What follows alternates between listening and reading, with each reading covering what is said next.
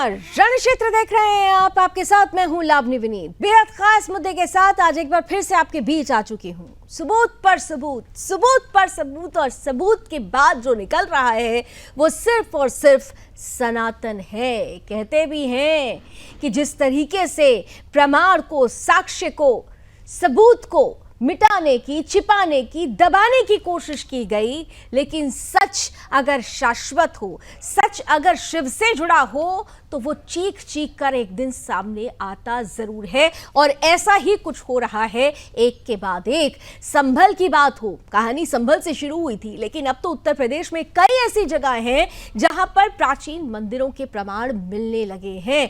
संभल हो, बुलंदशहर हो, जौनपुर हो, काशी हो, तमाम जगहों पर जिस तरीके से खुदाई में ये मंदिर सामने आ रहे हैं, सनातन की विरासत के ये प्रमाण सामने आ रहे हैं, वो ये बताते हैं कि किस तरह से आक्रांताओं ने, आक्रमणकारियों ने हमारी विरासत को बतौर षड्यंत्र दबाने का, कुचलने का, उसे खत्म करने का प्रयास किया था। लेकिन अब उसी विरासत को पुनः पाने का वक्त आ गया है। लेकिन जब हम सनातन से जुड़ी हुई विरासतों की बात करते हैं तो सबसे बड़ा सवाल ये उठता है कि क्या एक हिंदू को, क्या एक सनातनी को यह अधिकार नहीं है कि वो अपने आधार के बारे में, अपनी नींव के बारे में जानकारी जुटाकर उसे आत्मसात कर सके।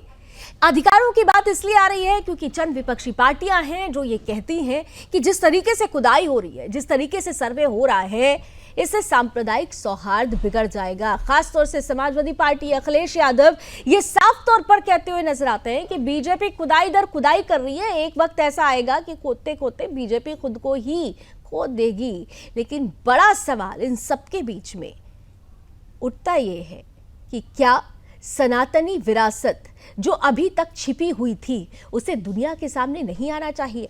जब सर्वे के दौरान ये तमाम कहानियां सामने आ रही हैं तो विपक्षी पार्टियों को इससे ऐतराज क्यों है? क्या जानबूझकर हिंदू बहुल संभल को एक सियासी एजेंडे के तहत मुस्लिम बहुल इलाका बना दिया गया था?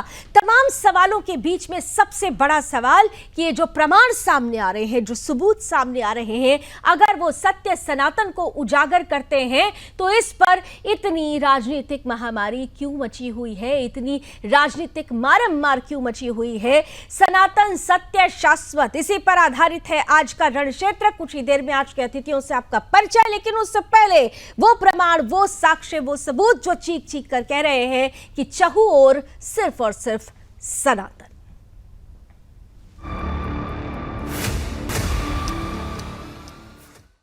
पिछले करीब एक महीने से यूपी का संभल जिला चर्चा का विषय बना हुआ है। मस्जिद के सर्वे से शुरू हुई कहानी में अब तक कई मोड़ देखने को मिले हैं। लगातार शिव के संभल में मिल रहे हिंदू पक्ष के प्रमाणों ने सनातन धर्म के अनुयायियों को खुशी की नई वजह दी है।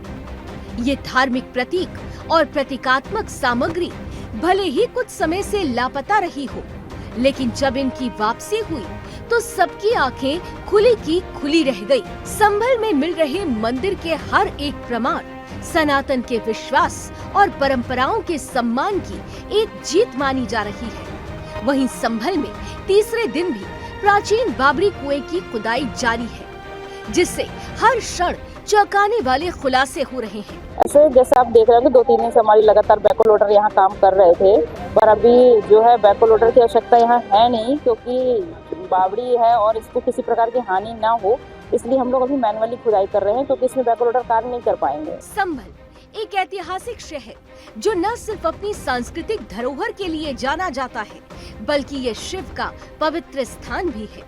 यहाँ का हर कोना, हर पत्थर सनातन धर्म और शिव की महिमा का गवाह है। अब इसे लेकर श्री राम जन्मभूमि मंदिर के मुख्य पुजारी आचार्य सत्येंद्र दास की प्रतिक्रिया भी सामने आई है। उन्होंने कहा कि संभल में जिस तरह के प्रमाण मिल रहे हैं, उससे कोर्ट भी यहाँ मंदिर के पक्ष में फैसला देने को मजबूर हो जाएगा। संभल का काम है, जहाँ सर्वे नहीं करने देते थे वहाँ खुदाई शुरू है, और इस खुदाई में पूरा सबूत हिंदू पक्ष की मिल रहा है।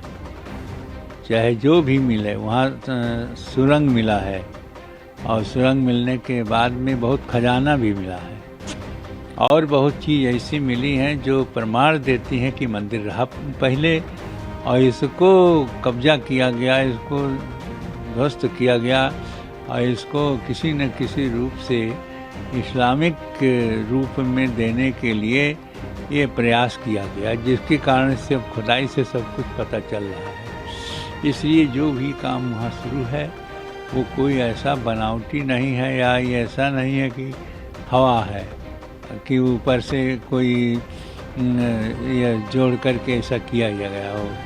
वास्तविकता यही है कि जहाँ पर इसके पता चल रहे हैं कि हाँ मंदिर के अवशेष हैं और सब कुछ प्रमाण के रूप में प्रस्तुत है और इसको सरकार भी जानेगी, इसको कोर्ट भी जानेगा। तो लगातार संभल में मिले हिंदू पक्ष के प्रमाण ने एक नई राजनीतिक बहस को जन्म दिया है। विपक्ष ने तुरंत इस मुद्दे को राजनीतिक रंग देने की कोशिश की। जिहादियों के सबसे बड़े रखवाले और सनातन विरोधी अखिलेश यादव ने कहा, हर जगह खुदाई करने से हमें कोई समाधान नहीं मिलेगा। ये धरती लाखों करोड़ों साल पुरानी है, कभी भी खोदोगे कुछ न कुछ जरूर मिलेगा। खुदाई से रास्ता नहीं निकलेगा। ये खोदने वाले लोग भारत के सौहार्द को खोदेंगे और पहले भी गलत था, क्योंकि जब हमारे देश में प्लेसेस ऑफ वर्शिप एक्ट पहले से मौजूद है और प्लेसेस ऑफ वर्शिप एक्ट इस बात की पाबंदी लगाता है कि किसी तरह की चीजों में इस तरह के सर्वे, इस तरह की खुदाई के काम न हो। लेकिन भारतीय जनता पार्टी जानबूझ करके इन मसलों को इसलिए उठा रही है क्योंकि किसान के सवाल पर वो बात नहीं करना चाहती। तो इन तमाम सवालों से ध्यान हटाने के लिए जानबूझ करके सरकार इस तरह की खुदाई के कार्यक्रम कर रही है। ये हमला सिर्फ एक राजनीतिक रणनीति नहीं, बल्कि सनातन धर्म पर सीधा हमला है। जब हिंदू संस्कृति की बात आती है तो विपक्ष के नेता अपनी भूमिका अदा करते हैं, लेकिन जब बात सनातन के मूल्यों की होती है तो वो चुप रहते हैं। आज विपक्ष से हमारा सवाल बिल्कुल साफ है कि क्या इस तरह की बयानबाजी सिर्फ उनके सत्ता के लालच का हिस्सा है या वास्तव में हिंदू धर्म के प्रतीकों को अस्वीकार करने की कोई साजिश है। क्यों विपक्ष ने इन प्रमाणों को फर्जी बताकर इस मुद्दे को सांप्रदायिक बना दिया है? क्या ये धर्म को कमजोर करने की साजिश है और विपक्ष का उद्देश्य सनातन धर्म की नींव को हिलाना तो नहीं? Bureau report, Sudarshan news. तो सनातन के प्रमाण ये बता रहे हैं, हरि अनंत हरि कथा अनंता। एक एक जगह जो प्रमाण, जो सबूत, जो परिस्थिति बन रही है वो ये बताती है कि वाकई हिंदू विरासतों और सनातनी विरासतों को दबाया कुचला गया है। लेकिन अब जब वो साक्ष्य प्रकट हो रहे हैं, वो प्रमाण प्रकट हो रहे हैं, तो फिर इस पे इतना विरोध क्यों हो रहा है? चंद तस्वीरें जरा आपको दिखाना चाहते हैं। आइए जरा स्क्रीन पर ले आइए, देखिए कहां से क्या क्या निकल रहा है। और उत्तर प्रदेश की अगर बात की जाए तो खास तौर से कानपुर हो, जौनपुर हो, बरेली हो, बुलंदशहर हो, मुजफ्फरनगर की बात की जाए या फिर काशी वाराणसी की बात की जाए, हर जगह पर धरती कहे पुकार के कि एक एक प्रमाण है सनातन के। धरती के अंदर छिपे हुए ये प्रमाण उजागर करते हैं उस सच को जो सदियों तक दबा हुआ था या दबाया गया था, छिपा हुआ था या छिपाया गया था। लेकिन इतना जरूर है कि अब जब ये सच सामने आ रहा है तो एक झूठ पर अपना एजेंडा चलाने वाले, प्रोपेगेंडा करने वाले इस सच को स्वीकार नहीं कर पा रहे हैं, बर्दाश्त नहीं कर पा रहे हैं और इसीलिए तमाम बयानबाजी भी हो रही है। लेकिन सवाल पूछा जाना चाहिए कि क्या हिंदुओं की आस्था के कोई मायने नहीं? क्या सनातनी सच का कोई मायने नहीं? और अगर ऐसा है तो फिर ये कितना खतरनाक है आने वाले समय के लिए? ये तमाम सवाल आज होंगे रण क्षेत्र में। तो चलिए सवालों का सिलसिला शुरू करते हैं। आज के अतिथियों से आपका परिचय करा देती हूँ, स्वागत करती हूँ। हमारे साथ भारतीय जनता पार्टी का पक्ष रखने के लिए अश्विनी शाही साहब जुड़ चुके हैं, समाजवादी पार्टी का पक्ष रखेंगे अशोक तिवारी जी। इसी के साथ साथ हम देख रहे हैं जाने माने सीनियर एडवोकेट हैं और लगातार मंदिर और विरासतों की लड़ाई लड़ रहे हैं, असनातनी आवाज भी अभी ने कहा जाने लगा है, हरिशंकर जैन साहब भी हमारे साथ हैं। इसके साथ ही साथ जाने माने धर्म गुरु गुरु हैं आचार्य शैलेश जी हमारे साथ जुड़ चुके हैं और डॉक्टर मुमताज रिजवी मुस्लिम स्कॉलर भी हमारे साथ जुड़ चुके हैं। आप सभी का बहुत बहुत स्वागत है। मैं इस डिबेट को पॉलिटिकल डिबेट में बदलते हुए हम और आप सभी देखें उससे पहले हरिशंकर जैन जी आपके पास आना चाहती हूँ, क्योंकि आज जब प्रमाण एक के बाद एक निकल रहे हैं तो ये अब कहा जाने लगा है कि जिस तरीके से संभल में प्रमाण सामने आ रहे हैं वो दिन दूर नहीं जब कोर्ट को भी इन परिणामों को देखकर मजबूर होना पड़ेगा और जो परिणाम आएगा वो मंदिर के पक्ष में चला जाएगा। हरिशंकर जैन जी, जितने प्रमाण सामने मिल रहे हैं मैं कह सकता हूँ दैट इज आई ओपनर। आंखें खुल जानी चाहिए सबकी। जो लोग दबा रहे थे, हमारी विरासत के खिलाफ बोल रहे थे और बेकार की बातें कर रहे थे, आज सामने सामने दिख रहा है कि हिंदू चिन्ह, हिंदू प्रतीक चिन्ह, बावली हुआ, जो भी हमारे धर्म स्थान है, सबको दबा दिया गया था और एक के बाद एक खुलते चले। प्लीज जी। और मैं ये भी कहना चाहता हूँ कि जहाँ जहाँ मुस्लिम आबादी ज़्यादा होती है हिंदुओं को उत्पीड़न होता है, ये सामने दिख रहा है। दूसरी बात अभी मैं सुन रहा था अखिलेश जी को, अखिलेश जी ने बड़ी अच्छी बात कही कि भाई प्लेस ऑफ वर्शिप एक्ट। अरे भाई, प्लेस ऑफ वर्शिप एक्ट से और जो खुदाई हो रही इससे क्या मतलब है? ये प्लेस ऑफ वर्शिप एक्ट कहाँ से लगा हुआ? ये तो जो कुआं है या धर्म स्थान है केवल हिंदुओं के हैं। तो क्या इस देश में हिंदू सभ्यता और संस्कृति अक्षुण्ण रखने का, उसको खोजने का कोई अधिकार नहीं है? कैसी नॉलेज है, क्या क्या बात कर रहे हैं, किस ढंग से लोग कर रहे हैं। वोट के लिए अंधे हो गए हैं और उनको कोई तथ्य, कोई तर्क कुछ समझ में नहीं आ रहा है। हरिशंकर जी, कहा तो ये भी जा रहा है ना, बहुत सारे लोगों को अगर आपने सुना हो तो इस तरह भी कहते हुए देखे जा रहे हैं कि भाई अगर आप खुदाई करने पर ही आ जाएंगे तो खुदाई करेंगे तो हर जगह ये प्रमाण मिलेंगे, तो इससे तो सांप्रदायिक सौहार्द खराब होगा। जो एक्ट बना हुआ है एंशिएंट मॉन्यूमेंट एक्ट, इसीलिए बना है, वो भी पार्लियामेंट ने बनाया है कि जो धर्म, जो स्थान एंशिएंट हो उनको खोजा जाए, अक्षुण्ण रखा जाए। ये तो भारत सरकार का एक्ट है, ड्यूटी है सरकार की।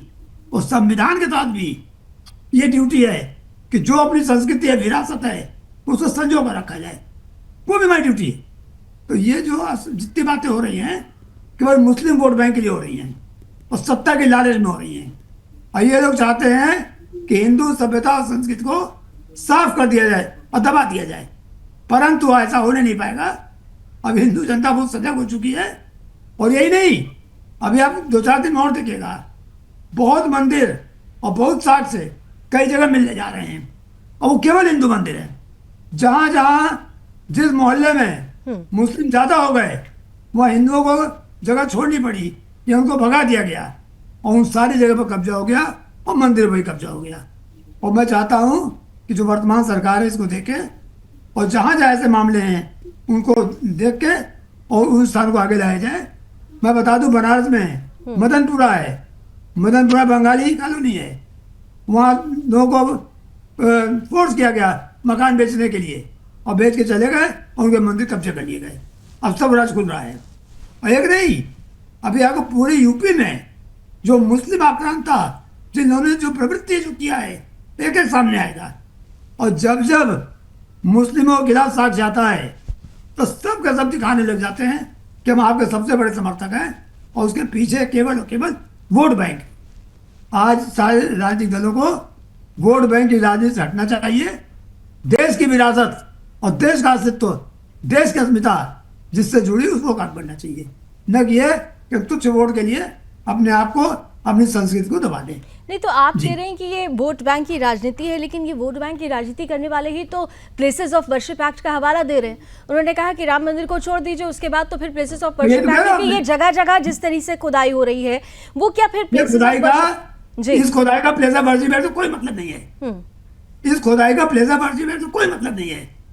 एक तो एक मंत्र आपने पढ़ लिया और हर जगह मंत्र पढ़ते रहेंगे। प्लेस ऑफ वर्शिप एक्ट वहां है, ये भी लिखा है जो स्थान जैसे थे वैसे रहेंगे। अगर पावली मिली है तो 1547 को पावली आती, तो उसको जुड़े रखना भी सरकार का काम है। ये थोड़ी खाली वन साइडेड है, जहाँ मुस्लिम मामला में तो प्लेस ऑफ वर्शिप एक्ट है और हिंदू का है तो क्या आप देख नहीं सकते। तो ये दोगली राजनीति नहीं चलेगी और देश को और समाज को और जितने राजनीतिक नेता हैं अब सबको जगना पड़ेगा, सबको देखना पड़ेगा कि सच्चाई के रास्ते से जब वो मुंह मोड़ेंगे तो जनता उनका हिसाब इलेक्शन में कर देगी, इसमें कोई शक नहीं है। तो सच्चाई के रास्ते से मुंह नहीं मोड़ना होगा, और अगर सच्चाई के रास्ते से मुंह मोड़ेंगे तो फिर वो दिन दूर नहीं जब परिस्थिति दूसरी बदल जाएगी। आचार्य शैलेश तिवारी जी भी हमारे साथ हैं, हिंदू धर्म गुरु हैं और मुखरता के साथ ये बात कहते हैं। लेकिन आचार्य जी देखिए, मैंने कहा ना कि अभी हमारी पॉलिटिकल बॉडीज इंतजार कर रही हैं, उससे पहले कि ये पूरा पॉलिटिकली डिबेट हो जाए, इसलिए आप लोगों की राय जरूरी है। सत्य सनातन शाश्वत, हम यही बात बचपन से पढ़ते आए हैं, सदियों से हमें पढ़ाया गया है, लेकिन उसी सच को तो दबाया और छिपाया गया। और आज जब वो सच सामने आ रहा है, धरती पुकार पुकार के कह रही है कि सच दबाया गया है, तो ये कहा जा रहा है कि भाई ये देखिए, ये तो सिर्फ सांप्रदायिक सौहार्द बिगाड़ने वाली परिस्थिति बनाने की कोशिश की जा रही है। संत समाज को भी अपने लोगों को ये समझाना होगा कि इससे सांप्रदायिक सौहार्द बिगड़ेगा। आचार्य जी। धन्यवाद लावणी जी। सत्येन रक्षते धर्मः विद्या योगेन रक्षते। सत्य से ही धर्म की रक्षा होती है और विद्या को निरंतर अध्ययन करने से होती है। अब आप यहां देखिए, सनातन धर्म को भले ही मुस्लिम आक्रांताओं ने दबाने की कोशिश की और यहाँ के संभल के मुसलमानों ने भले ही उस मंदिर को घेर करके रखा, लेकिन सत्यम शिवम सुंदरम, जो सत्य है वही शिव है, वही सुंदर हैं। अंततः सत्य की विजय होती है। और जिस प्रकार से हमारे देश के आज के जो मुस्लिम समाज के लोग हैं, आज जिस प्रकार से किसी भी तरह का आर्कियोलॉजिकल सर्वे ऑफ इंडिया के कोई सर्वे का कोई कागज आता है तो पत्थरबाजी शुरू कर देते हैं। अरे भाई, आपको डर किस बात की है? आप क्यों डर रहे हो? इसलिए डर रहे हो कि आप झूठे हो। जब सत्य कभी झुटलाया नहीं जा सकता, सत्य कभी डरता नहीं है, सत्य हमेशा विजय होता है।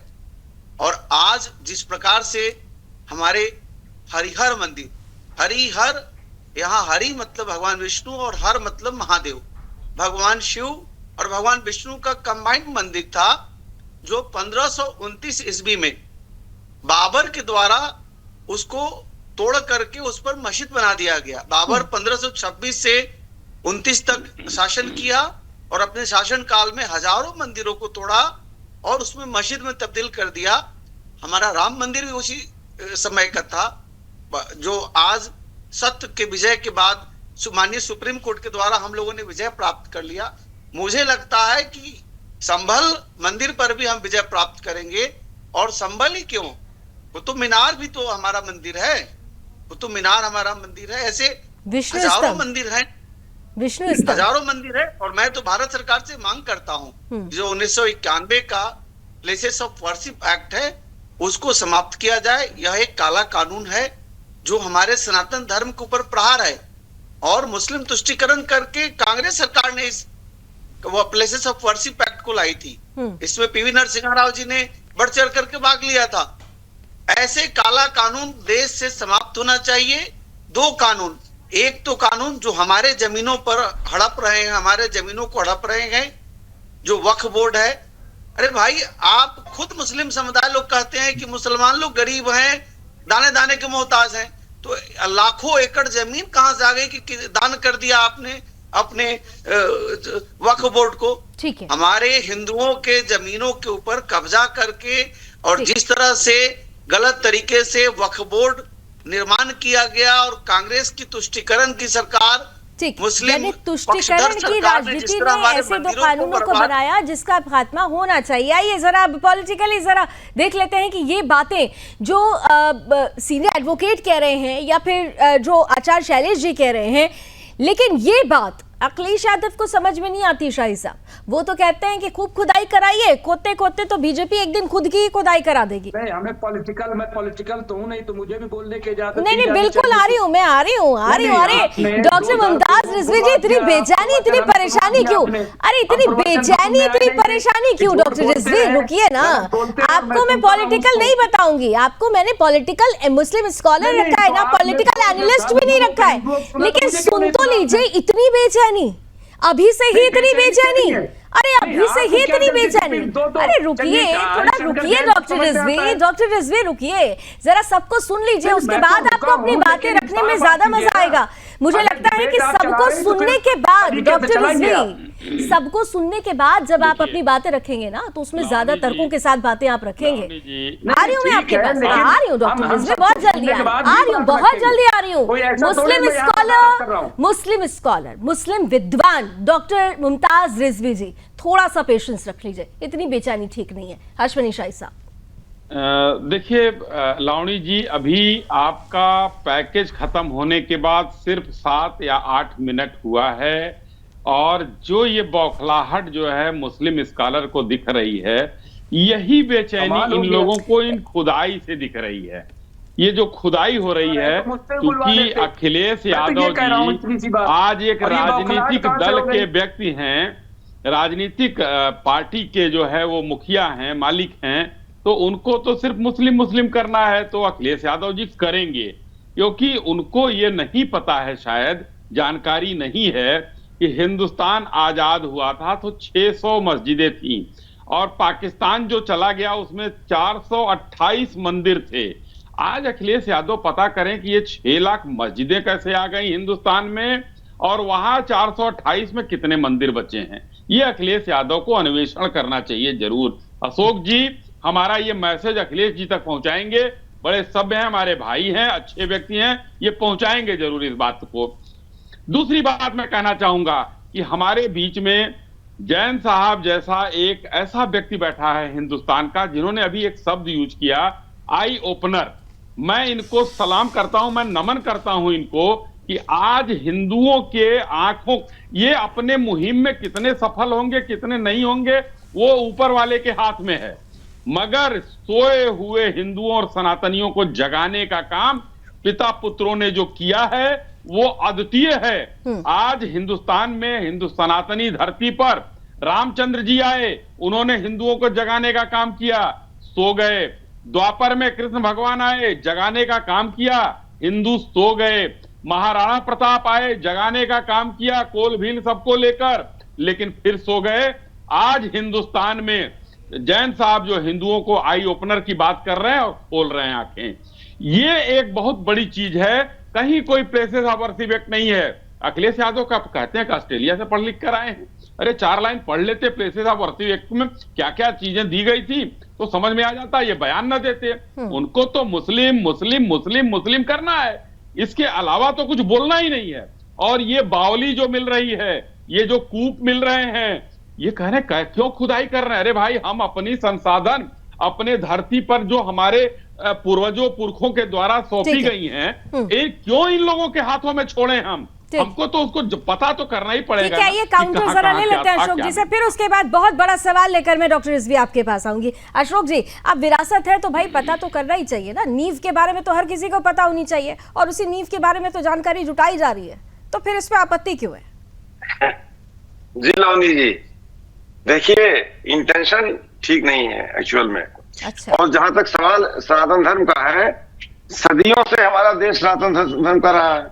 सनातनी संस्कृति हमारे देश में सदियों पुरानी है और सनातन संस्कृति ना होती अगर, ये समावेशी संस्कृति है। बाहर से कितने लोग आए हमारे देश में और हमारे देश के होकर रह गए। आखिर ये हमारी संस्कृति ही तो थी कि आज इतने लोग बाहर से भी आए लेकिन हमारे देश के होकर रह गए। तो हमारी संस्कृति बहुत पुरानी है, बहुत सभ्य है। हमारी संस्कार हमारी संस्कृति थी कि हमने अपना लिया, लेकिन उनकी संस्कार उनकी संस्कृति की उन्होंने हड़प लिया, उन्होंने दबा दिया, उन्होंने हड़प लिया। अपनाना और हड़पने में अंतर है ना तिवारी जी। अरे लावनी जी मुझे बोलने दीजिए। हाँ, मैं आप ही के तक हूँ। तिवारी जी, आप ऐसे कैसे बोल रहे हैं? एक सेकंड आचार्य, मोहम्मद गजनवी जो है और मोहम्मद गोरी जी, हजारों टन सोना हमारे देश के मंदिरों से चोरी करके लूट करके भाग गए। ठीक है आचार्य जी, जरा अरे लावनी जी, ये क्या तरीका है? कर लेने दीजिए, ओपनिंग रिमार्क ले लेने दीजिए, नहीं तो फिर कहेंगे कि बोलने नहीं दिया। हाँ तिवारी जी, मुझे समझ में नहीं आ रहा है तरीका आज का। लावनी जी, आज का तरीका हमें समझ कोई नहीं नहीं आ बोल रहा। रहा, आप बोलिए ना, बोलिए। मैंने तो बस नहीं, इतना ही कहा कि अपनाने और हड़पने देखिए, में अंतर होता है ना, उस परिभाषा को समझते हुए बातें रखिए। बस यही देखिए, कहा अश्विनी शाही जी कितनी सभ्यता सुन रहे हैं, मैं तारीफ करता हूं उनकी। अश्विनी शाही जी कितनी सभ्यता सुन रहे हैं, कम से कम हमारी बात सुने तो आप। अच्छा ठीक है, बोलिए आप, बोलिए सर, बोलिए। अभी मैंने शुरू किया, मैंने गलत बोल दिया क्या? हमारी सनातन संस्कृति अच्छी नहीं है क्या? आपको आपत्ति है इस पर, हमारे बोलने पर? तिवारी जी अच्छी है, हमारे सनातन को अपनाया नहीं, उसको तोड़ करके मुस्लिम धर्म में बदल दिया, यहाँ पर इस्लाम का स्थापना कर दिया। भारत में इस्लाम नहीं था, भारत में इस्लाम नहीं था तिवारी जी। भारत में जब मुसलमान आए तो यहाँ की संस्कृति को नहीं अपनाया। शैलेश जी, एक सेकंड को अपनी बात पे क्लियर दीजिए, फिर मैं आपके पास आती हूँ। नहीं ठीक है तिवारी जी, आप बोलिए ना। अब आप ऐसी बातें बोलेंगे तो बीच में वो रोक दे रहे हैं। आप जल्दी से बोल दीजिए, डॉक्टर रिजवी इंतजार कर रहे हैं। जल्दी से बोल दें। अच्छा ठीक है, बोलिए सर, बोलिए। आचार्य जी जरा 2 मिनट रुक जाइएगा इसमें। हाँ बताइए। मैं आराम से बोलूंगा मैं अपनी बात। अच्छा ठीक है, आराम से, लेकिन 30 सेकंड में बोल लीजिए, बोलिए। सभी लोग आराम से बोलते हैं, हम भी आराम से बोलेंगे। कोई समस्या है क्या इस डिबेट में? बोलिए जी, अगर आए हैं तो सभ्यता से बैठे हैं, सभ्यता का परिचय बोलिए। चलिए, सभ्यता और सभ्य और सभ्यता पे मत जाइए, चलिए डिबेट डिरेल हो जाएगी। आइए मुद्दे पे आ जाइए प्लीज। नहीं, उदारता का परिचय न दें कृपा करके हमारे ऊपर। जी, मैं कहना चाहता हूं, फिर वहीं शुरू करता हूं। हमारी संस्कृति बहुत ही सभ्य है, सुसंस्कृत है, सभी सर्वग्राही है, सर्वसमावेशी है।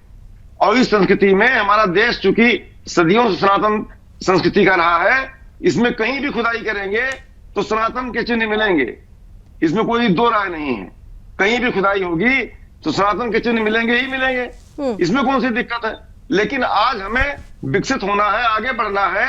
यही तो कहते हैं अखिलेश जी, हमारे आदरणीय अखिलेश जी यही कहते हैं कि भविष्य को देखना है, न कि हमको इतिहास देखना है। नहीं तो विकसित होने के लिए विरासत ही तो आधार बनती है साहब।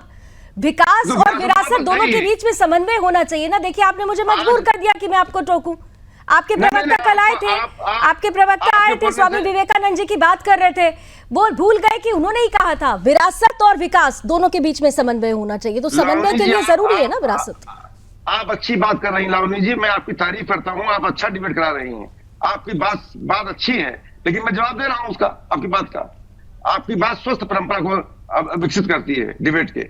मैं फिर बात कहना चाहता हूं कि जो है सब पूरा कह रहा हूं इस बात को कि हमारी संस्कृति बहुत समावेशी रही है, और जहां कहीं भी खुदाई करेंगे तो भारतीय संस्कृति के चिन्ह मिलेंगे, उसमें सनातन के चिन्ह मिलेंगे, इसमें कोई दो राय नहीं है। यही तो अब रही आगे की बात। हाँ। आज आदरणीय अखिलेश जी यही बात कहते हैं कि हमें भविष्य सुधारना है, किसका? किसानों का। नहीं, मुझे बात समझ में नहीं आई। चलिए डॉक्टर रिजवी से पूछ लेते हैं। मुझे तो आपकी बात समझ में नहीं आई कि भविष्य संभालना है, इसलिए जो भूतकाल का आधार है उसे भूल जाएं। आधार कोई कहते हैं ना, जड़ मजबूत होती है तो पेड़ बहुत लंबा चलता है, उम्र लंबी होती है। आप उस जड़ पर आ ही नहीं रहे सर। इतना लंबी भूमिका बनाएंगे तो कैसे चलेगा? अभी आपने कहा कि समय कम होता है, इतनी लंबी भूमिका के लिए मैं समय नहीं दे सकती हूँ। डॉक्टर रिजवी आइए, जिनके लिए आप लोग बात कर रहे हैं उन्हीं को सुन रहे हैं। मुमताज रिजवी जी, अब विरासतों की बात हो रही है। अभी तिवारी जी यही कहने की कोशिश करें कि भाई भविष्य की बात करनी चाहिए। भविष्य के लिए अपने भूत को भूल जाएं, अपने आधार को भूल जाएं। और अगर विरासतों के बारे में पता चल रहा है तो इससे सांप्रदायिक सौहार्द क्यों बिगड़ेगा? कहां से बिगड़ता है सांप्रदायिक सौहार्द? डॉक्टर रिजवी। लावनी जी, सबसे पहले तो जिनकी तारीफ हो रही है एडवोकेट हरिशंकर जैन जी, ये बताएं काशी कॉरिडोर बनाने के लिए सैकड़ों मंदिर तोड़ दिए गए, ये कहां थे? ये क्यों नहीं बोल रहे थे? उस वक्त जब ये मंदिर तोड़े जा रहे थे काशी कॉरिडोर डेवलपमेंट के नाम पे, तो ये क्यों चुप थे? इनको बोलना चाहिए। वो भी तो विरासत का हिस्सा है ना, कि वो विरासत का हिस्सा नहीं जब ये तोड़ा जा रहा था। तो अगर वो विरासत का हिस्सा है तो हरिशंकर जैन जी को खड़े होना चाहिए था। लेकिन वहां तो इनके मुंह में दही जम जाता है, वहां तो ये बोल नहीं पाते हैं। लेकिन पूरे देश को खोदने का काम ये कर रहे हैं कि आप खोदो पूरा देश को। अरे तो खोदिए, उसमें कोई दिक्कत नहीं, आप खोदते रहिए और देखिए क्या कहां तक आप पहुंचते हैं खोद कर। और मैंने तो सरकार से कई चैनलों पे कहा कि आप ऐसा कीजिए कि ये जो प्लेसेस ऑफ वर्शिप एक्ट 1901 है, इसको आप खत्म कर दीजिए जितना जल्दी हो सके, और इसकी जगह पे मुस्लिम धर्म स्थल खोदो, कमीशन बनाइए या बोर्ड बनाइए। क्यों है डॉक्टर रिजवी? यही तो मुझे समझ में नहीं आता। आप कह रहे हैं कि मुस्लिम धर्म स्थल खोदो। अरे मुस्लिम धर्म, एक सेकंड डॉक्टर रिजवी, आप मुझे इतना बस बता दीजिए, आप इतना बता दीजिए कि अगर खुदाई हो रही है वो मुस्लिम धर्म स्थल के नीचे, अगर हिंदुओं की विरासतें दबी हुई हैं, वो बाहर आ रही है, तो गलत है क्या? वो गलत है क्या? खोदते हुए आप उस दौर में पहुंच जाओ जब पाषाण काल था। बिल्कुल जाना चाहिए। अगर अपने भविष्य को मजबूत करना है तो फिर हमें तो अपने भूत के तक जाना ही होगा। हरिशंकर जैन जी काउंटर आंसर दे दीजिए, फिर ब्रेक लूंगी। हरिशंकर जैन जी एक मिनट रुक जाइए, अभी रुक जाइए। दूसरी चीज जो प्लेसेज ऑफ वर्शिप है, इतनी जल्दी न कीजिए, रुक जाइए इधर, हमें 10 सेकंड सर। अभी प्लेसेज ऑफ वर्शिप एक्ट, जब मैं फिर कहूंगा, जब बाबरी मस्जिद और राम जन्मभूमि का फैसला आया तो उसमें 2-3 बातें जो कही गई, मैं उसको दोहराना चाहता हूं। इस संविधान की बात करते हैं, कांग्रेस लाते हैं, समाजवादी लाते हैं। भाई कांग्रेस और समाजवादी के दौर का मामला थोड़ी है जुज को लाते हैं। तो आप सुनिए उसमें क्या कहा गया। तो उसमें साफ साफ कहा गया था, फैसले में कानून और अदालत का इस्तेमाल पुराने अत्याचारों को समाप्त करने के लिए नहीं किया जा सकता। ये जा करके पढ़ ले हरिशंकर जैन और अश्वनी शाही। दूसरी चीज सुनिए, ठीक है, सुनिए सर, सुनिए आपकी पहली लाइन से मुझे समझ में आ गया, आप अगली लाइन क्या कहेंगे। लेकिन उसमें आपने ये भी पढ़ा था कि नहीं, प्लेसेस ऑफ वर्शिप एक्ट में आपने ये भी पढ़ा होगा ना कि अगर एएसआई का किसी मॉन्यूमेंट पर अधिकार है तो वो उसकी खुदाई भी करवा सकते हैं, सर्वे भी करवा सकते हैं। इससे क्यों आप लोग दूर भाग जाते हैं? हरिशंकर जैन जी काउंटर आंसर जरा दे दीजिए। कुछ नहीं है, बिल्कुल जल्दी से जरा हरिशंकर जैन जी से सब जवाब ले लेती हूँ, फिर उसके बाद दूसरी मुगलों के जमाने में, अरे सुनिए तो। हाँ सुन लिया डॉक्टर रिजवी, एक एक चीज का जवाब ले लीजिए ना, बोल तो रहे हैं। बोलिए हरिशंकर जैन जी। देखिए रिजवी साहब हो, वामपंथी ग्रुप हो, एंटी हिंदू ग्रुप हो, सबका एक मोटो है कि हिंदुओं को दबाओ, हिंदू धर्म और संस्कृति दबाइए। और जब जब हिंदू धर्म संस्कृति सामने आती है तो कहते हैं देश को तो ये कर दो वो कर दो। अरे भाई बावली जो है उससे मुस्लिम से क्या मतलब है? उनका क्लेम भी नहीं है। बावली आपने दबा के रखी हुई थी, ठीक है, क्या कोई लाइसेंस मिला हुआ है? ठीक है, ठीक है, जो दबा कर रखा हुआ था उससे फिर मुस्लिम समाज का क्या लेना देना? अगर बावड़ी सामने आती है तो फिर उसके बारे में जानकारी भी होनी चाहिए। तो संभल में और संभल के साथ साथ दूसरी इन जगहों पर जिस तरह से प्रमाण मिल रहे हैं, उसके बाद ये कहा जा रहा है कि ये सिर्फ और सिर्फ राजनीतिक एजेंडे से ओतप्रोत होकर किया जा रहा है। ये ध्रुवीकरण की राजनीति हो रही है और इसी पर बात हो रही थी। ब्रेक मैंने ले लिया था बीच में, लेकिन हरिशंकर जैन जी थोड़ा क्लियर कर दीजिएगा, क्योंकि हमारे दर्शक भी ये जानना चाहते हैं। लाइव भी हमें बहुत सारे लोग देख रहे हैं और वो ये पूछ रहे हैं कि भाई जो बात डॉक्टर रिजवी कह रहे हैं उस पर अभी तक क्लैरिफिकेशन नहीं आ पा रहा है। हरिशंकर जैन जी देखिए, डॉक्टर रिजवी साहब जो है वो भरमाने वाली बात कर रहे हैं। Places of worship act, places of worship act इस बात के लिए है कि जो स्थिति जैसी थी वैसी रहेगी। अगर बावली मिली है या और धर्म स्थान जो थे, क्या हिंदुओं के धर्म स्थान सुरक्षित न किए जाएं, केवल मुस्लिम धर्म स्थान सुरक्षित हो? दूसरी बात यह है कि सद्भावना कैसे बिगड़ेगी और किस लिए बनाई है, तो समझिए आप। इससे सद्भावना से क्या मतलब है? अगर कोई एंशिएंट चीज तमाम डिबेट आप बहस सुन लीजिए। जब ये कानून बन रहा था जैन साहब, तो बहस जो हुई थी उसको भी सुन लीजिए। उसमें लालकृष्ण आडवाणी थे, बड़े बड़े लीडरान और ये तमाम पैसे जो आप आज कर रहे हो ना, ये सारी पैसे उसमें आई थी। अरे भाई मैंने उसको पढ़ा है, बहस को मैंने देखा है जा करके। उसमें प्लेस ऑफ वर्शिप एक्ट से क्या मतलब है? जो बावली निकल रही है, कहाँ की बात कहाँ फिट कर रहे हैं, जो लागू नहीं होती। अगर धर्म अरे भाई ये जो नहीं, एक चीज तो है ना डॉक्टर रिजवी, ये लड़ाना नहीं है। अभी इराक में 2900 कुएं मिल रहे हैं, तो इसका धार्मिक स्थल से क्या लेना देना है? नहीं, क्या लेना देना है ये तो मैं भी जानना चाहती हूँ डॉक्टर रिजवी। अगर कुएं मिल रहे हैं, कूप मिल रहा है, बावली मिल रही है, तो इसका धार्मिक स्थल से, प्लेसेस ऑफ वर्शिप एक्ट से क्या लेना देना है? क्या बेकार की बात कर रहे हैं? एक मिनट, हाँ ठीक है, हरिशंकर जी बोलना चाह रहे हैं, मैं उसको क्लियर कर। हाँ बताइए। आ रही हूँ आचार्य जी, मैं सिर्फ ये कह रहा हूँ कि देखिए, कुआं आप साफ कीजिए, पुरानी जो इमारतें हैं उनको आप साफ नहीं कीजिए, उसके बारे में जानकारी जुटाइए। सफाई नहीं हो रही है, जो दबा दिया गया, छत डाल के दबा दिया गया, पूछा जाएगा ना बाबरी को दबाने की क्या जरूरत थी? अगर वो पानी की उपलब्धता के लिए, कि पीने के पानी के लिए बावलियां बनाई जाती थी, उसको पूरा आपने जमीन डालकर ढक दिया गया। क्यों इस विरासत को ढकने का प्रयास किया गया? कुएं बन रहे हैं, पूरे भारत के कुएं, तालाब, नहरें सब खत्म हो रही है। क्या बात कर रहे हैं? कहाँ जा रहे हैं आप डॉक्टर रिजवी? आप कहाँ जा रहे हैं? आप लोग मुद्दे को भटका दे रहे हैं। आप प्लेसेस ऑफ वर्शिप एक्ट पे आते आते आप बावरी और कुआं और कूपों पर चले आए। संभल में, अरे सुन तो लीजिए ना, नीचे 400 साल पुराना मिला मंदिर संभल में, ठीक है, बंद हुआ आप कह रहे हैं। हालांकि 2006 तक वहां पे पूजा होती रही, लोगों ने कहा चलिए 46 साल मान ले, 400 साल पुराना अगर वहां पे मंदिर बना है तो किसका दौर था? 400 साल पहले मुगलों का दौर था। इसका मतलब ये है कि नहीं तो मैं तो राजनीतिक पार्टियों से मैं तो पूछ रही थी अभी अशोक तिवारी जी से कि भाई अपने राजनीतिक एजेंडे के लिए हिंदू बहुल इलाके को मुस्लिम बहुल इलाका बना दिया गया और उस वक्त आप लोग इसी तरीके से मौन साधना में थे।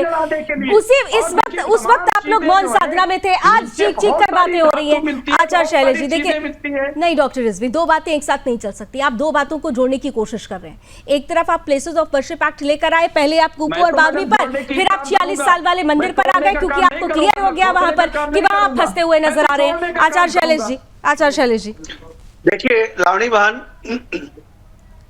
एक प्लेसेस ऑफ वर्शिप एक्ट की दुहाई दे रहे हैं और उसके नाम से गाना गा रहे हैं, रो रहे हैं। 1976 में और 78 में जिस तरह से वहां बलवे किए गए, जिस तरह अरे पूरे भारत में संभल क्षेत्र में हिंदुओं को काट काट करके फेंक दिया गया, वहां से भगा दिया गया और मंदिरों को घेर करके उसको हड़प लिया गया। ये बहुत आजादी के बाद की बात है। आप समझ लीजिए कि बाबर के समय में क्या हुआ होगा। बाबर जब आया, जितने भी मुगल आए, सबसे पहले आपने 9 मन जनेऊ का कहानी नहीं सुना होगा। हिंदुओं को काट काट करके उनके जनेऊ छीन लेते थे। जनेऊ लोग पहनना छोड़ दिया। पहले जनेऊ जो है वह ब्राह्मण, क्षत्रिय और वैश्य 3 समुदाय पहनते थे जनेऊ। लेकिन जिस समय हमारा 9 मन जनेऊ लोगों को काट करके और जिस तरह से जनेऊ निकाला गया, मुसलमान बस्तियां बसाई गई, हिंदू लाखों हिंदू जो है वह डर करके मुसलमान बन गए। तो अभी अशोक तिवारी जी कह रहे हैं कि हमारी भारतीय संस्कृति सबको समाहित करती थी। समाहित करने की है शक्ति, लेकिन उस समय समाहित नहीं किया जा रहा था। उस समय तलवार के बल से हिंदुओं को कत्लेआम करके मुसलमान बना दिया जाता था। और उसी परिवार से आज भारत में जितने मुसलमान हैं वह सब कन्वर्टेड मुसलमान हैं, कोई अरब से नहीं आया है। और अरब के मुसलमान लोग सॉफ्ट हैं, लेकिन भारत के मुसलमान सबसे ज्यादा कट्टर हैं, क्योंकि ये लोग कन्वर्ट होकर के बने हैं। संभल क्षेत्र में जिस प्रकार से हमारे मंदिरों को तोड़ा गया, हमारे बावली को जिस तरह से मट्टी डाल करके बंद कर दिया गया, क्या ये संस्कृति है? हमारे संस्कृति को जबरदस्ती विरासतों को अगर दबा दिया गया तो फिर ये संस्कृति नहीं हो सकती। ये बड़ी बात है। अब आइए जरा अशोक तिवारी जी और अश्विनी शाही साहब को थोड़ा वक्त देना चाहती हूँ। दोनों को जरा आमने सामने लेकर आइएगा। 30-30 सेकंड का फेस ऑफ करेंगे, लेकिन सबसे पहले अशोक तिवारी जी सवाल मेरा सुनिएगा और उसके बाद जवाब और उस पर काउंटर आंसर अश्विनी शाही साहब करेंगे। सीधी सी बात है, यहाँ पर बैठे हर एक शख्स ने एक बात तो कॉमन कही कि भाई ठीक है, जो जिसका है उसे मिल जाना चाहिए। अगर जो जिसका है उसे मिल जाना चाहिए तो उसके लिए एक कदम आगे बढ़ाना होगा, और कदम आगे अगर सर्वे के हिसाब से बढ़ता है तो फिर सांप्रदायिक सौहार्द कैसे बिगड़ता है? अगर सर्वे होता है, अगर खुदाई होती है और मंदिरों के प्रमाण मिलते हैं, हिंदू उसे लेकर प्रसन्न होता है, तो फिर समाजवादी पार्टी इस तरीके की बयानात देकर इसे पूरी तरह से पॉलिटिकल रंगत क्यों देना चाहती? क्यों आपको लगता है कि बीजेपी ही इसका ध्रुवीकरण कर रही है? सनातनी भी तो यही चाहता है ना। आइए अशोक तिवारी जी और अश्विनी शाही साहब को आमने सामने लेकर आइए जी। मैं बहुत ही सभ्य तरीके से, विनम्र तरीके से बताता हूं। परम आदरणीय डॉक्टर मोहन भागवत जी ने अभी बयान दिया है, ताजा बयान है उनका। अभी उन्होंने बयान दिया है कि जो है किसी भी कीमत पर जो है सौहार्द देश का नहीं बिगड़ना चाहिए। और इस तरह से जो हिंदुओं का नेता बनना चाहते हैं, इस तरह की बात करते हैं, जगह जगह मंदिर ढूंढते हैं मस्जिद के नीचे, वो करना ठीक नहीं। राम मंदिर हमें मिल गया, हमारे लिए जरूरी था और आवश्यक था, और सर्वोच्च न्यायालय के जरिए मिला। ये हमारे लिए बहुत खुशी का विषय है। अब इतने बात खत्म हो जानी चाहिए। इतने बड़े राष्ट्रीय स्तर के, अंतर्राष्ट्रीय स्तर के जो संगठन है राष्ट्रीय स्वयंसेवक संघ, उसके प्रमुख हैं, चीफ हैं, उसके सरसंघचालक हैं, उन्होंने बात कही। अब उस पर भी ध्यान न दे कोई व्यक्ति, अपने स्वार्थ में इतना अंधा हो जाए कि उनकी बात को भी गंभीरता से न ले, ये बहुत दुख का विषय है इस देश के लिए। सवाल इस बात का है कि इस देश का विकास होना चाहिए या विनाश। विकास होने के लिए तमाम मंदिर हमारे देश में हजारों हजार की संख्या में, लाखों संख्या पड़े हैं जिनकी पूजा अर्चना नहीं हो रही, जिनमें ठीक है, जिनका जीवनोद्धार होना बाकी है, उनका जीवनोद्धार के लिए नहीं, एक सेकंड आचार्य साहब, एक सेकंड। ठीक करिए, उसमें पूजा करिए, पूजा अर्चना करिए। तमाम ऐसे मंदिर होते हैं जो कि प्राइवेट मंदिर होते हैं लोगों के घर में। हमारी संस्कृति बहुत ही रिच रही है, ठीक है शाही साहब, काउंटर बहुत ही अच्छी रही है। देखिए लावणी जी, ठीक है तिवारी जी, आपको उन्होंने ध्यान से सुना, उनका काउंटर से लेंगे। अशोक जी ने श्रद्धेय भागवत जी का नाम लिया। मैं तो ये कहता हूं कि पानी पी पी कर आरएसएस को गाली देने वाले आज किस तरीके से भागवत जी के ओट में छुप रहे हैं। अभी किसी आरएसएस के बड़े हमारे जो है नेता ने कह दिया कि 3 बच्चे पैदा करना चाहिए, तो किस तरीके से अखिलेश यादव और अशोक भाई गाली दे रहे थे। अरे बाप रे, ये कैसे कह दिया इन्होंने। आज किस तरीके से छुप रहे हैं, इसलिए छुप रहे हैं ये मुस्लिम तुष्टिकरण करते हैं और हर जगह हिंदू मंदिर निकल रहा है, इसलिए इन लोगों को दर्द हो रहा है। हमारे मुस्लिम स्कॉलर को मैं जवाब देना चाहता हूं। याद कीजिए 78 में फरहत अली, क्यों नहीं उन्होंने जो है लगाया था 24 घंटा टाइम क्यों लिया कर्फ्यू लगाने में, क्योंकि हिंदुओं को कटवाना था। तो हर मुसलमान के अंदर एक भावना है, बात संविधान की करेंगे लेकिन लागू सरिया करेंगे। इनको फतवे से अपना काम चलाएंगे लेकिन संविधान की बात करेंगे। हम संविधान में यूसीसी की बात करेंगे तो इनका सरिया कानून दिक्कत में आ जाएगा। रहेंगे हिंदुस्तान में, खाएंगे हिंदुस्तान का। इनके पिताजी और अमर अकबर एंथोनी के पिता को ढूंढा जाए तो बाप एक ही निकलेगा। ठीक है, यानी सेलेक्टिव अप्रोच नहीं होनी चाहिए। लेकिन यहाँ पर 2 बातें तो साफ तौर पर है। सभी मोहन भागवत जी की बात तो कर रहे हैं लेकिन उनकी एक पंक्ति भूल जा रहे हैं। उन्होंने कहा था कि धर्म को कभी अतिवादी नहीं होना चाहिए। और यहाँ पर ये देखा जाता है कि हिंदू धर्म को तो पानी पी पी कर गालियां दी गई, देवी देवताओं के नग्न तस्वीरें सामने रख दी गई, हिंदू सिर्फ आक्रोशित होकर रह गया। लेकिन यहाँ पर माफ कीजिएगा, पैगंबर साहब के लिए जिस तरीके की तस्वीरें रखी गई तो उसका विरोध हम भी करते हैं। लेकिन उसके बाद क्या परिस्थिति बनी थी, शार्ली हेब्दो को कोई भूल नहीं पाया है। सर तन से जुदा है, किनारे लग जाते हैं। तो धर्म को अतिवादी नहीं होना चाहिए, ये दोनों तरफ के लिए लागू होता है। दूसरी बात, चलते चलते हरिशंकर जैन जी, देखिए एक बात तो तय है कि जिस तरीके के प्रमाण मिल रहे हैं वो प्रमाण आने वाले वक्त में, क्योंकि कोर्ट की दहलीज तक ये मामला पहुंचा हुआ है जामा मस्जिद वर्सेस हरिहर मंदिर का, अभी जो एक के बाद एक जो प्रमाण आ रहे हैं, क्या इन प्रमाणों का कोई असर पड़ेगा उस पूरे के पूरे चैप्टर पर? एक मजबूती मिलेगी उस पूरे चैप्टर को? देखिए, संभल का मुकदमा मैंने बहुत अध्ययन करने के बाद तब दाखिल किया था। संभल की पोजीशन ये है कि बहुत पुराना तीर्थ क्षेत्र है, मेरे पास सारे ग्रंथ मौजूद है, 68 धर्म स्थान है, 19 कूप है और पूरा का पूरा संभल क्षेत्र है जहाँ पर हरिहर मंदिर है, उसके आसपास पूरा इलाका मंदिरों का रहा है। सब के सब दबा दिए गए या बावलियां भर दी गई, कुएं दबा दिए गए। अब सब सामने आ रहे हैं और ये धर्म स्थान के रूप में विकसित होगा। जैसे काशी है, मथुरा है, प्रयाग है, उसी लाइन पर संभल भी हमारा धर्म क्षेत्र बनेगा। तो संभल भी धर्म क्षेत्र बनेगा, ये आश्वासन, ये विश्वास सनातन से आता है और सनातन के प्रमाण इस विश्वास को और मजबूत कर रहे हैं। लेकिन इस मजबूती के बीच में राजनीति भी जमकर हो रही है। आगे की तस्वीरें क्या होगी, हमारी मुलाकात होती रहेगी, चर्चा यूं ही होती रहेगी। थैंक यू सो मच, बहुत बहुत धन्यवाद। आप सभी हमारे साथ जुड़े, अपनी अपनी बातें हम तक रखें। लेकिन इतना जरूर है कि जब प्रमाण और सबूत और साक्ष्य मिलने लगे तो ये मान लेना चाहिए कि ईश्वर भी यही चाहता है और ईश्वर की मर्जी के आगे ना कभी किसी की चली है और ना कभी किसी की चलेगी। रण क्षेत्र में आज बस इतना ही। कल फिर मिलेंगे किसी नए मुद्दे के साथ, नए चेहरों के साथ। तब तक के लिए देश और दुनिया की तमाम खबरों के लिए आप देखते रहिए सुदर्शन न्यूज। जय हिंद।